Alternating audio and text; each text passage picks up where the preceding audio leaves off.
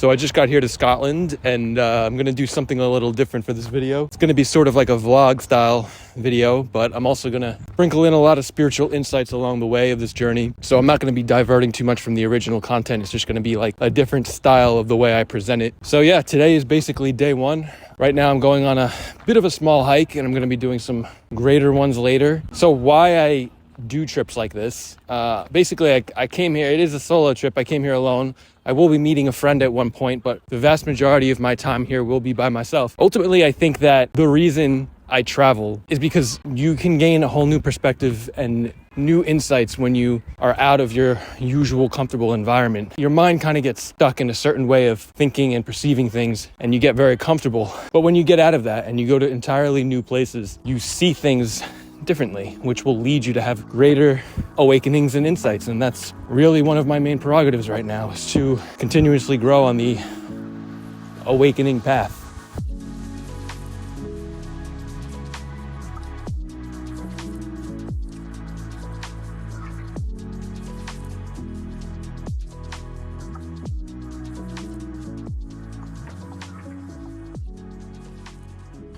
So the main reason I love doing trips like this by myself is because you not only step outside your comfort zone, but to, kind of lean towards maybe the fear that you have of doing something that's completely new to you, completely uncomfortable. How are you ever going to grow if you're just doing the same exact thing every single day, same routine, same people, and never really stepping outside of that at all, So for me personally, I guess that's why I like taking these trips. I don't have necessarily like a strict agenda or anything that I want to accomplish when I do trips like this.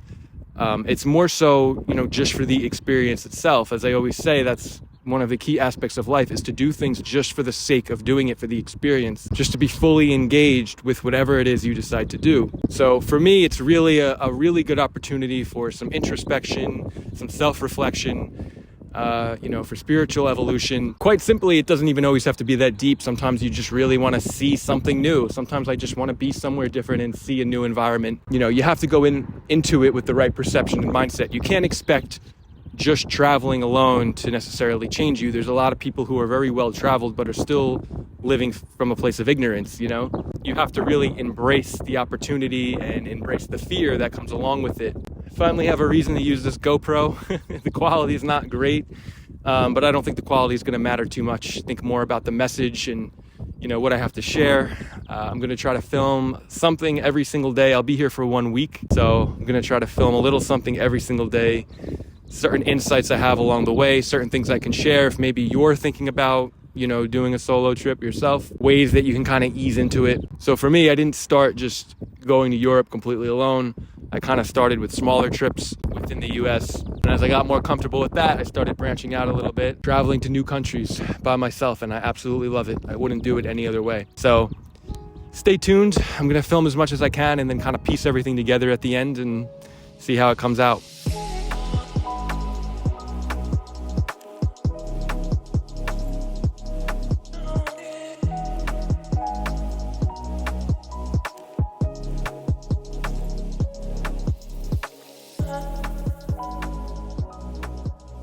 So something that just occurred to me as I was walking is that traveling alone, it's sort of an opportunity to really reconnect with your inner child, if you think about it. Because when you're young, it feels like you're on a constant solo travel.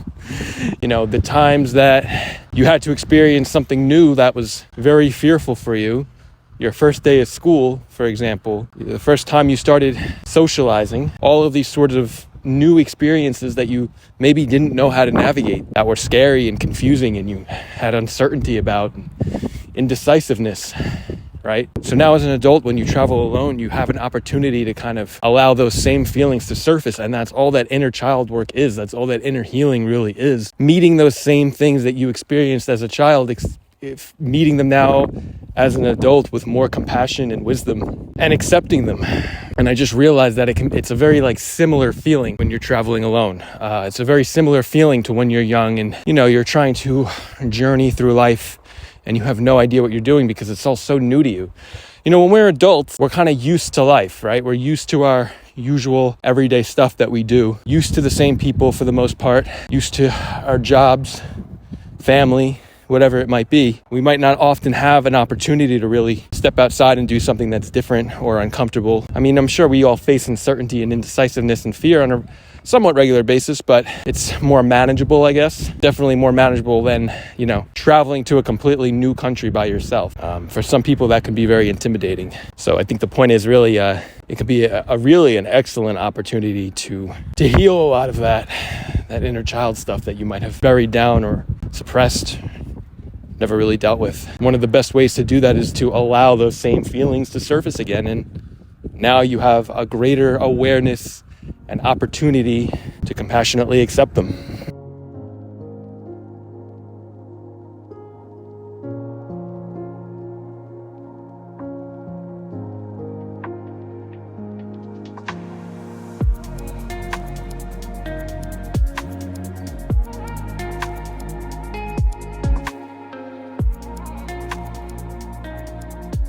So to touch on a point that I made a little bit earlier about seeing the world through a new perspective, it's like you only know of the world or of society through the perspective of where you were raised.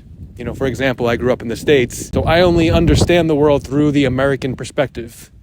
I don't know it through the perspective of people in the Middle East. I don't know it through the perspective of people in China. We're kind of led to believe that these countries are the enemy, so to speak, and our perspective is the correct one. But we don't really know until we go to these places and meet the people and really understand their side of the story. And I'm just using that as an example of just perspective in general and how the mind kind of works. It only knows things through its environment and the way it was formed. I think like a crucial part of awakening is being able to kind of evolve out of that and think more independently. And a really good way to do that is by seeing the world and keeping yourself open to speaking with new people. When you do trips like this, you're gonna just naturally meet people along the way. It's kind of inevitable. You're gonna talk to different people, and you can gain a better understanding of the world apart from just the way that you know it or that you think you know it. And I think this is something that very intelligent people throughout history understood, is that their perspective was very limited. That's what makes somebody intelligent, is that they admit that they don't know everything and that they're always willing to learn, whereas a stupid person doesn't admit this and they think they know everything, right? It's just something to keep in mind.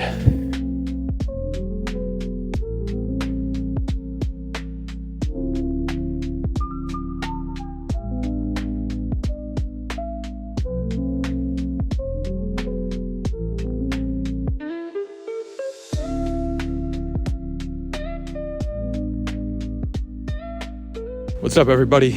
Another beautiful day here in Scotland. I definitely got lucky with the weather. From what I hear, it could be rather erratic, but it's honestly quite perfect. It's not too sunny, not too hot, not too cold. Bit of an overcast mixed with sun, so quite perfect. But I wanted to touch on a little bit more about something I mentioned yesterday about how when you travel like this, it's really the mindset you have going into it. And not even just with travel, but really with anything. If you're, it really depends on your inner world. If you're a very miserable, ungrateful person, traveling isn't necessarily going to change that. You could take a person who's really suffering inside and put them on, a beach on a beautiful island, and that's not necessarily going to change anything. They'll just be sitting on a beach suffering. And I know, because I've tried to do stuff like that before, where I thought that an experience or changing my scenery or my location was going to actually change anything, but really the problem was always up here. It didn't necessarily have anything to do with my outer world. So for me, I live a very minimal life. I'm very grateful for the small things. For me, exploring the world is, just in itself is kind of the reward. I don't need necessarily to gain anything from it. I'm not looking for it to, cure me or to provide any answers or solutions. You can take the most expensive, luxurious vacation ever. But the truth is, if you're miserable on the inside, it's not going to really do anything for you. It might even make you feel better for a couple of days, but it's ultimately not going to fulfill you or satisfy you. But it's funny, because even when I wake up in the morning here and I try to decide where I'm going to go, I might do some research or just look on the map or whatever. It's never really about the place that I'm going. It's really the journey getting there that's the most exciting for me. And I say this with everything. This is just sort of a good analogy for it, but like anything you do in life, it's never really about the destination or the end goal or the reward or the achievement. It's about what it took to actually get there. And I'm realizing that this is very similar. And really anything you do in life, it's all about focusing on what you're doing right now, not necessarily what it leads to. Although there's nothing wrong with keeping that in the back of your mind, what it leads to. But anyway, those are just some thoughts for today. Probably going to get some better scenery in a little bit. Just kind of walking around right now. Still trying to figure the day out. But yeah, that's basically all I have for now. I'll see you guys in a bit.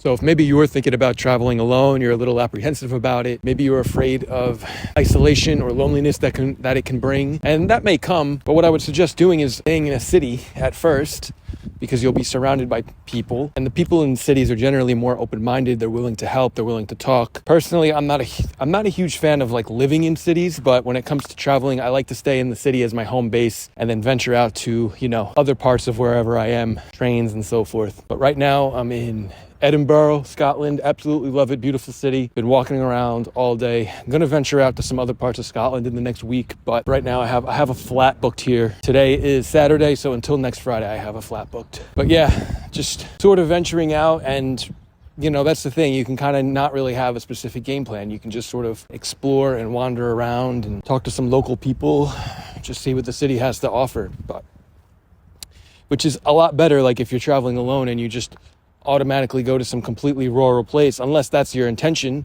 Sometimes I do that in America. I'll book somewhere that's completely off the grid, because it's like sort of like a mindfulness retreat in a sense. But if it's your first time traveling to a new country, it's always a good idea to stay in a nice part of a populated city. You'll feel a lot less isolated, especially if you get an Airbnb. You always have the Airbnb host you can ask questions and talk to, so highly recommend that.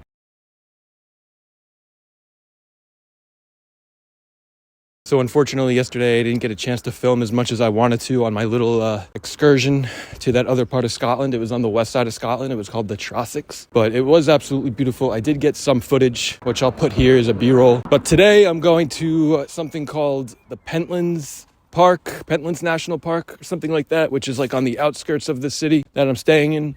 And apparently it has a lot of nice scenery and a lot of hiking and stuff like that. So when I get over there, I'll be able to chat a little bit and be a little bit more secluded and share some more ideas and insights that I have. So see you then. So just got here to this place called the Pentlands Regional Park. Quite beautiful, I gotta say. Cows and sheep everywhere. Quite different than anything you'd probably get in the US. It does remind me a bit of like Maine and Vermont, but still very unique in its own way. One thing I realized is that I definitely enjoy hiking trails like this way more than many that you would find in the States, like very foresty trails, because when I hike like this, I kind of like to just not have to worry about anything and not want to think and just really immerse myself in the experience. But when you're hiking in the woods, you have to be extremely careful that you don't get off track or, lose sight of your trail or make a wrong turn, because you can very easily get lost. It happens all the time. But with here, it's like, as long as I stay on this one path, as long as I don't lose sight of that, I'm fine, because I know I just have to turn around and go all the way back. So, one thing that occurred to me when it comes to just exploring a new city, a new country, or really anywhere, you don't have to necessarily even leave where you currently live to explore somewhere new. There's probably plenty of places to see within your own country or your own state or whatever that you have never seen or never been to. But I realize when I'm here, it doesn't really have anything to do with the actual place that you travel to, but really the way that you view it. You can make any place is interesting. There's always interesting things to see anywhere you go. The world is literally your oyster. The only thing that you can't do in any new city or new country is, go inside people's houses. That's really it. Other than that, you can explore parks and the city streets and restaurants and museums and whatever, anywhere really, other than like private residences. You can see everything. So it's just something I realized here. So some people might not travel because they're like, I don't even really know what I would do when I would get there. Well, that's probably more of a problem within you. I always say you have to have this sort of childlike wonder and curiosity about the world around you. Think about like a little kid, like they don't really care where they are per se. They don't care about what country or what city they're in.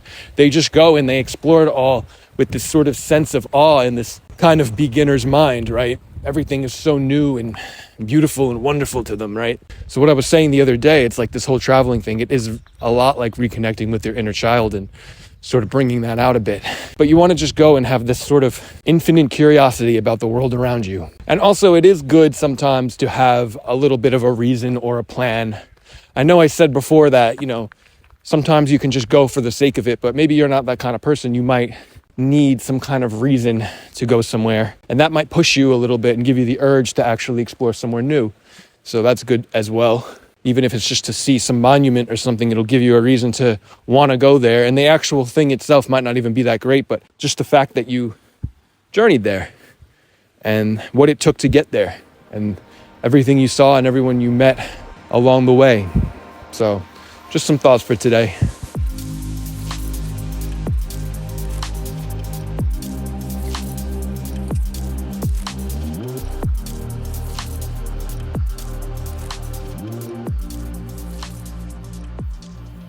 So I got a bit deeper into the Pentlands. I gotta say, this is exactly probably what I came here for, and I didn't even realize it. Just pure serenity. Not too isolated where you feel like, you're gonna get lost or anything or get attacked. I don't even think there's any really dangerous wildlife here, but isolated enough where you can just really enjoy the scenery. This is exactly what life is about, in my opinion. But we completely overlook stuff like this, We don't really appreciate smaller moments or walking out in nature. It sounds so cliche and simplistic, but it's true. Once you really garner a true appreciation for it, you realize that it was all you ever really needed. All that other stuff that we chase in the worldly life is fine, but at the end of the day, you get that all that stuff can be taken away from you at any point in time. This can't. Your experience can't really be taken away from you. So, yeah. You can kind of see there. Very hilly. Like I mentioned earlier, it's probably one of the most relaxing types of hikes I've ever done, just due to the fact that I don't have to, worry about getting lost or anything. It's very vast and open, and just really have to follow the one pathway, the one trail. So yeah, probably going to finish this here and then head back to the flat. Not really sure what I'm going to do for the rest of the day, but I'm thinking tomorrow I'm probably going to take a train up to one of the northern parts of Scotland where the Highlands are, and then maybe stay a night up there.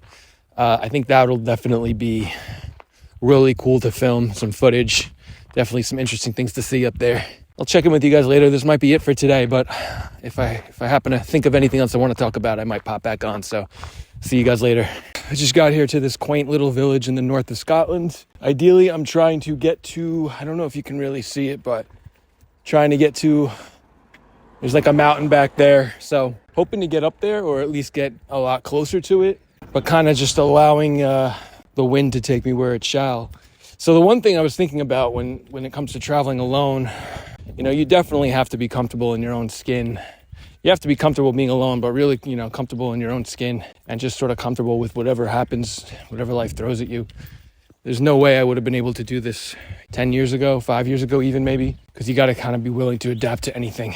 And it can feel isolating at times, and you have to be willing to deal with that discomfort that comes with really being alone. And I always say the cure, the root solution to people pleasing and loneliness, because that's where people pleasing really just stems from loneliness. The reason we're always trying to pour from our own cup when it's not even full is because we're lonely and we want people in our lives, right? I think that's why most people do it. The root solution, in my opinion, is not to really try to go out and make friends and meet people, but more so to become so comfortable with the loneliness and the time spent alone that it just doesn't really bother you anymore. Because think about it, when you get to that point, why would you ever sacrifice your own needs to please somebody else in an unhealthy way? So anyway, taking trips like this could be a great opportunity to do that, but you definitely got to be ready for it. So I'll check in with you guys in a little bit.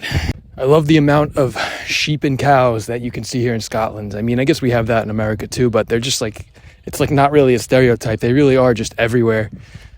Sheep are just all over. Unfortunately, you can't really,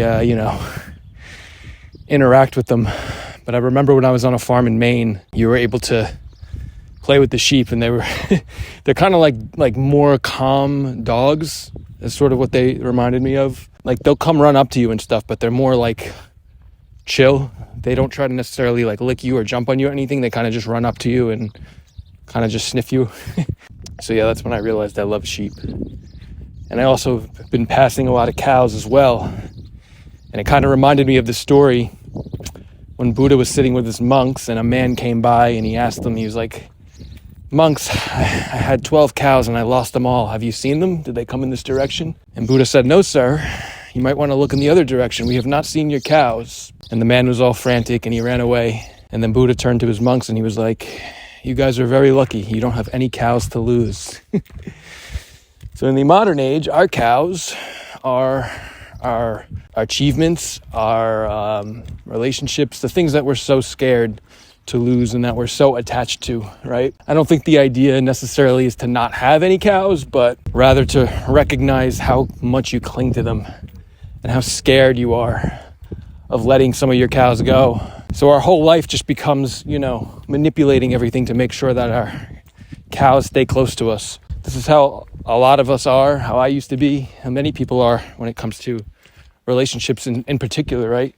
We'll do whatever we have to make the other person happy. We'll sacrifice ourselves. We'll try to fit this mold, or not even in, romantic relationships, but just at work, any kind of human interaction, right? We'll just sort of do what we have to make sure that things stay the way that they are. We can't risk losing anything. We can't risk confrontation. We can't risk ruffling the feathers a little bit, right? Sometimes if you just let the cows go, you'll find you're a lot more peaceful. So finally making it up my way to the Highlands. Pretty excited because this is exactly what I wanted to see. Seems like where I'm at, this particular part of Scotland is where the lowlands kind of turns into the Highlands. So yeah, it's kind of perfect. I'm just going to turn this way for the light, but not entirely sure if I'm necessarily going to even hike this whole thing and get all the way up there, but just kind of glad I at least got to see this, because this is pretty cool. I just love how vast and open it is. Like I was saying the other day, when I'm hiking in the woods, it just feels too suffocating or something. I mean, I love the woods, don't get me wrong, but I think just the way that I am and the way that my mind works, I just love infinite possibilities and open spaces. So for me, this is I just love that I can just see everything, and one nice simple trail. It's a hard hike, I'm not gonna lie, but it's simple. You just have to follow this one path. It's none of that nonsense with the multiple different trail markers and colors, and you don't know where you're going and you're getting all confused. So definitely prefer this. But anyways, I'll let you guys know if I make it to the top. Definitely way hotter up here than I thought it was going to be, but it's actually quite perfect. It's kind of funny. To me, this is literally the coolest thing ever, just because I've never seen it before, right? So it's new and exciting. But I'm sure if somebody from Scotland's watching this, they're probably yeah, it's not that big of a deal. It's just the Highlands. But it's funny when you think about it, because it's everything that's new and exciting and is giving them that sort of high feeling is old to somebody else, is old and boring to somebody else, right? Even people that when you're really obsessed with somebody, even the most beautiful places in the world, think of the coolest place ever, some beach in Italy or, Bali, Indonesia. I'm sure there's people that have lived there their whole life that wish they can see where you live, where you probably are sick of it, It's kind of funny. It's like that with everything though, right? Everything just kind of produces this sort of short-term high, and then it wears off. Even people, right? Where we might get so romantically obsessed and attached with somebody, and we think they're the most exciting, greatest thing ever, but somebody else is they can't even stand them. But to us, that person seems the most amazing human to ever walk the earth. Point is, everything is literally mind. It's all just perception. Everything is your own perception. There's no other way about it. What's amazing to you might not be amazing to somebody else. What feels good to you might not feel good to somebody else. So it's just things that your mind is literally creating. It's just some food for thought. So I'm going to keep going with this for a bit. I feel pretty good. Just excited to be out here. This is definitely one of the things that was on my list to see. Yeah. All right. I'll catch up with you guys later. So this is extremely cool. I don't know if you guys can see, but I know that the GoPro quality isn't great, but I think you could probably get the idea. It almost feels like I'm on another planet or something. Another planet where there's a bench conveniently located. But the crazy thing is I have full cell service up here. It just feels so isolating. You almost feel like you're the only person on earth. And that's what I was saying earlier when you're dealing with the loneliness thing, which it really doesn't have a lot to do with your physical circumstances. that sort of existential loneliness that a lot of spiritual folks sometimes feel, or really anybody. You'll come to realize that at some point that it was really all in your head. But sometimes really facing that loneliness head on, it occurred to me when I was walking up here. I didn't even think about any of this, but a lot of great spiritual masters, a lot of the ancient ones, all went on these sort of pilgrimages like this, up mountains and the Himalayan mountains and things like that. And I think it was really to really face themselves. You're not going to discover truth. You're not going to be able to truly face yourself, in groups of people. Now, I'm not saying you necessarily have to do this, but these little excursions can really help you find that peace that you might be searching for, because you're forced to kind of become comfortable with it, right? Anyway, I should be at the top soon. Apparently, I just passed some guy on the trail and he told me it would only take an hour, but I find that hard to believe. It looks a lot further than that, but it might just be a bit of an optical illusion. So talk to you guys when I get there. So I decided I'm not going to go to the very top. I don't know. I started to. I did for 20 minutes and then I was like, is this really necessary? It's just so peaceful here. So decided I'm just going to sit here for a bit, maybe 30 minutes, an hour, and then start heading back down. Yeah, I don't know. I just don't really see the point. I mean, I'm sure it's cool, but honestly, this is cool enough. So yeah, I'll probably check in with you guys maybe a little bit later. I'm going to go back down to the town and then catch a train back to Edinburgh. So I will probably touch base with you guys when I'm back there. See ya. Good morning. I'm back here in Edinburgh. So, it's funny, when I remember yesterday how I decided I didn't really want to hike that, I'll go all the way to the top of that mountain. And as I was walking down, I ran into this couple and I was kind of telling them I didn't really even get to the top because I kind of just decided it was peaceful where I was and I just decided to sit there. And the woman was like, that's very sensible of you. And it's just funny because part of my ego was are you really going to give up now, right? It's only maybe another hour to the top. You can do it. Truthfully, I just didn't really want to, right? So our ego, not only does our ego want to prove things to other people, but it's also going to try to prove things to ourselves, right?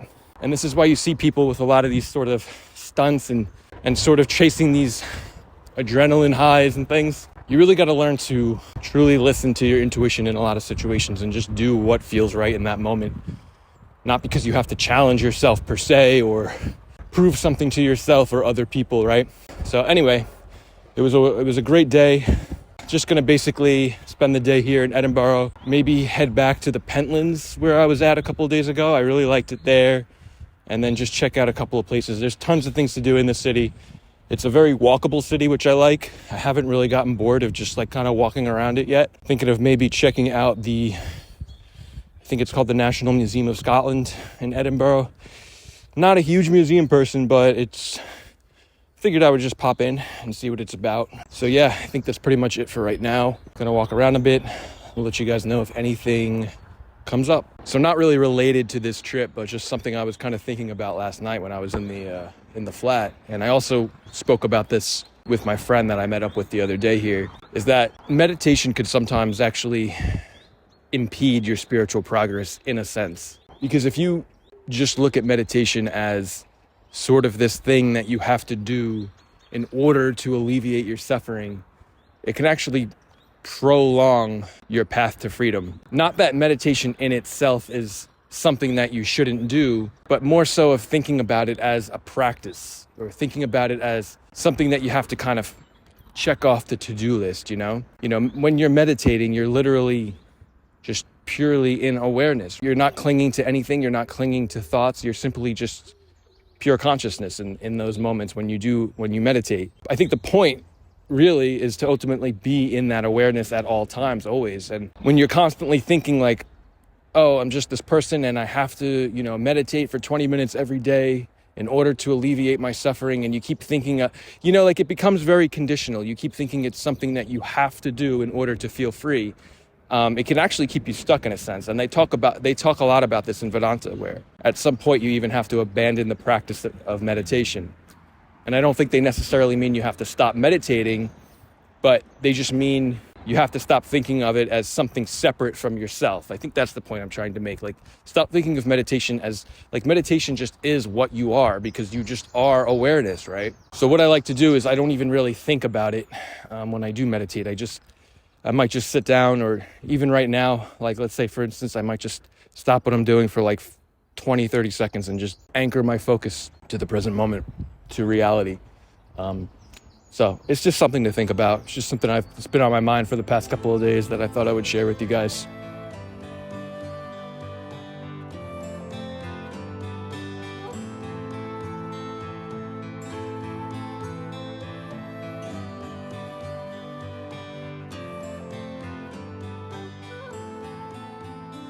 So just got done with the museum, and I got to say it was actually pretty impressive. I really enjoyed it. Like I said, not the biggest museum person. I like art museums a lot, but this one was pretty good. And they had a lot of stuff. Learned a lot about Scotland. Learned a lot about William Wallace from Braveheart. Apparently Scotland had played a big role in the Cold War, which was really interesting. There was a lot of interesting like art and artifacts that were from like hundreds of years ago, and you don't really appreciate that when you're young, right? I have my microphone tucked to my shirt just because it's kind of windy. But yeah, you don't really appreciate that. But now I guess it's just part of maturing and growing wiser, right? I could appreciate the fact that they have things and you can see things that are from like, hundreds of years ago. So I thought that was pretty cool. And it was free too. I was really surprised. You would never get something like that in America for free. They try to squeeze every penny out of you that they can. But it was a really, really nice museum. Really enjoyed it. What else? Oh, I went to a used bookshop and I picked up a book from the philosopher Spinoza. So I'm pretty excited about that. He, let me pull it out actually. I don't know if you could see, but yeah, his philosophy was very similar to Vedanta, and he had a very non-dual perception of the world. He believed in oneness, sort of that everything is one, but it's not so much spiritual. It's more of like a philosophical perception. So I'm kind of excited to read this and see what it's about. But yeah, now I'm just chilling somewhere. It's called Calton Hill. Amazing views, really nice up here. It's funny how, like, I got so lucky with the weather this week. It's been nothing but pleasant every day. The temperature can definitely changes a lot. It can go from like, really warm to feeling like I need a jacket.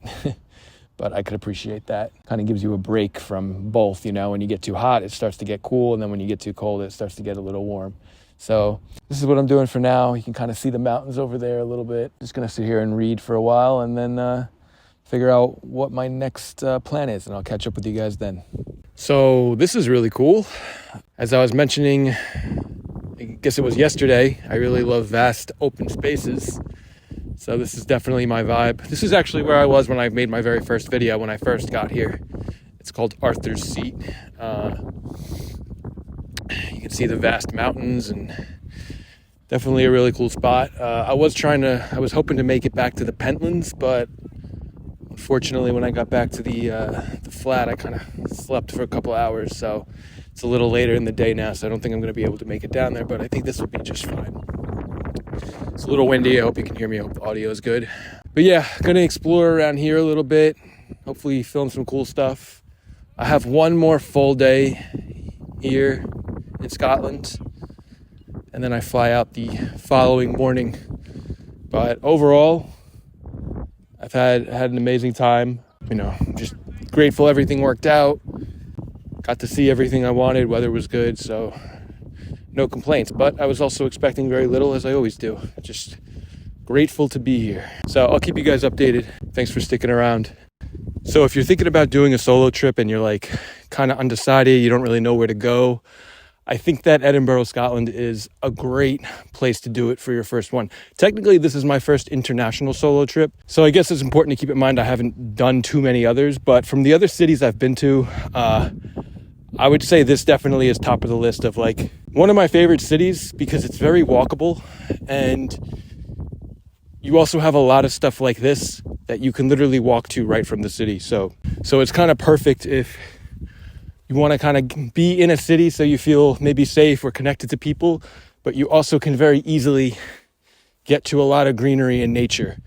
if you're into that kind of thing. I mean, if you're looking to go out to, clubs every night, I would say probably Edinburgh is not the best for that. But if you're kind of on the same path that I am, and you kind of enjoy this stuff, I think it's perfect. And you can catch the train to get to any other part of Scotland pretty easily. You can also get to England pretty easily. So I personally think it's great. You have this, which is called Arthur's Seat. You have the Pentlands. You have a few other parks scattered all around. You can easily get to, Glencoe, Scotland, which is apparently has some of the most beautiful Highland scenery you can imagine. I think it's a really good home base. So overall, for my first solo trip, I think it was great, and I highly recommend it. But anyway, not quite done yet. Just thought I would share that. We'll continue recording as things come up. So appreciate you guys watching. So just rested here for a bit. Quite spectacular. I really do think you can gain a lot of clarity by immersing yourselves in these sort of spaces, this kind of solitude. Nice and peaceful, nice and quiet. Nowhere to go, nowhere to be. You can just, be. I think that's the point of taking a trip like this too. You kind of get out of your natural rhythm and, same people every day, same routine, same way of doing things. You can kind of break out of that for a period of time and just get a taste of what it's like to really live. Nature has always been recommended, but by all great minds to spend time in nature. A lot of them, moved out to live in the woods alone. I think there's definitely a reason there. Just like I was saying yesterday with all the sages who went on these sort of spiritual pilgrimages, there was definitely something there. That was a pattern for a reason. Gives you that opportunity to really be with yourself and really discover truth. So that's what I've been kind of reflecting on since I've been sitting here. I have a bit of a long walk ahead of me, so I figured I'd get on here and talk a little bit, share some thoughts. So as I was saying earlier about Edinburgh, it's definitely a great city. Reminds me of New York in a lot of ways. The streets are very walkable, but they aren't an even grid, so it can get a little confusing navigating around, but definitely had to use my GPS a lot. For the most part, it's not an extremely busy city. I mean, it's busier than I actually expected, but really in the center part where you have Edinburgh Castle, it's kind of like the Times Square of the city. It can get very touristy over there, so I tried to mostly avoid that part. But for the most part, pretty quiet and quaint. I thought I would highlight maybe some key differences I noticed between US and UK. The first one is definitely over here, there's just way less police presence, even especially in the city. If you go somewhere like New York or any major city in the US, there's tons of police everywhere. I think I might have saw literally 2 police since I've been here, and they were both in the middle of actively doing something. So I just definitely thought that was interesting. The other thing is that the food generally it's just generally healthier here. Food seems to have less preservatives and chemicals. So definitely be grateful for that if you live in Europe. You go to the US, what do you see? A McDonald's and a Burger King on literally every street corner. Here, I might have seen maybe 2, so that's one thing I really liked about it. Also, is it just me or do the cars seem smaller over here? Or is that just in my head? They all look a bit smaller than in America, but I don't know. That might just be my imagination. Anyway, trying to get to the end of this.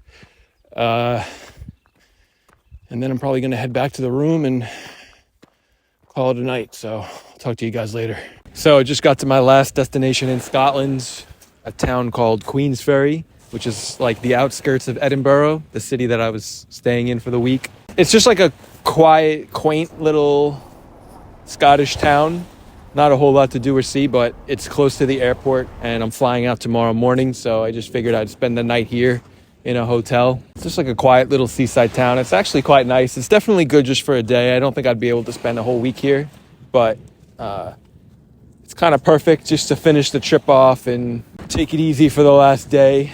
I'm a huge fan of Airbnbs when I'm traveling, so that way I can get a kitchen.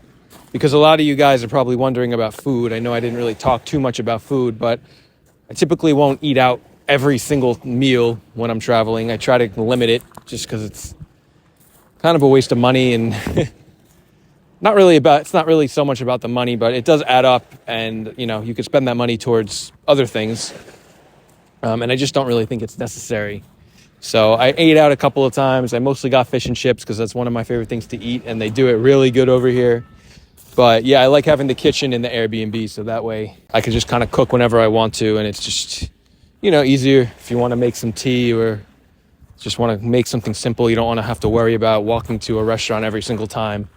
So that's why I prefer that. But yeah, for tonight I'll be in the hotel. Nice hotel over here in Queens Ferry. So probably going to mostly be eating the food around here for today. But you don't really need, in order to get the idea, in order to experience the cuisine of a place, you don't really have to eat out that much. Like, even if you're going somewhere that's really known for its food, like Italy or France, you can go out to eat only like 2 or 3 times and you can get the idea and really enjoy it. You don't necessarily have to eat out for every single meal. So, but I did try some of the stuff over here. Like, I got the Scottish breakfasts. I'm trying not to eat so much pork and beef and stuff like that. Especially over here, it's a lot of like pig's blood and sheep's liver and stuff like that. I would say probably for spiritual reasons, I'm trying to avoid that. But I did try some of the haggis, which is a popular dish over here. But yeah, mostly stuck to fish and chips, and I was very happy with that. So yeah, gonna go sit over there. It's like a little bit of a pier. Gonna go sit there a bit, maybe read, maybe do some writing, and then maybe head over to a cafe, and then yeah, head to the hotel and check in at 3. So this might be my last video. I don't know yet. If anything else comes up, if I come up with any other things I want to talk about or anything I want to show you, I might pop on again, but this might be the last one. So I think I already said it, but this was a very, very satisfying trip. I had such a great time. Highly recommend Scotland if you're thinking of doing a trip. So anyway, I'll catch you guys later. So I did think about something else that I want to say. You might go on a trip like this with the intention of like finding something, right? Like finding yourself. And I know I may have worded it this way previously, that you can take a trip like this to find something, to find yourself, to be with yourself, hoping that maybe at the end of that, you'll attain some sort of awakening or enlightenment. And I think a lot of people probably had this intention of, hiking through the mountains of Tibet or Himalayas or something, thinking that they have to go somewhere in order for things to change. They have to go somewhere to find this magical thing called enlightenment. But what I've realized is that, it's not something you're ever going to find anywhere else. It's already something you are. You have to understand, like, although a trip like this and traveling around, and it's amazing, don't get me wrong, and it can definitely help. But at the end of the day, there's no physical place that's going to help you find this thing called enlightenment, or what the worldly people might call, happiness or fulfillment or satisfaction. It's never going to be found anywhere else. It's not going to be found in the mountains or in the highlands or on some beach somewhere. It's something that can only ever be found within you, because it's just the way that you view the world. It's your own perception. And until you turn that perception inward and stop thinking it's going to be found in anything external, anything outside of you, you're never going to find it. So you don't have to do a trip like this. You don't have to go anywhere. You can find it right now, wherever you are. You have to just realize that peace and happiness is already your true nature. It's already what you naturally are. Just like the child is peaceful and happy at all times. It doesn't matter necessarily what location they are in, where they are, who they're with. That's just how they are. That's why you can learn a lot from observing the child. Peace and happiness is already your being. It's already everything you are, and you just have to realize it. And that's not necessarily going to happen anywhere else other than where you are right now.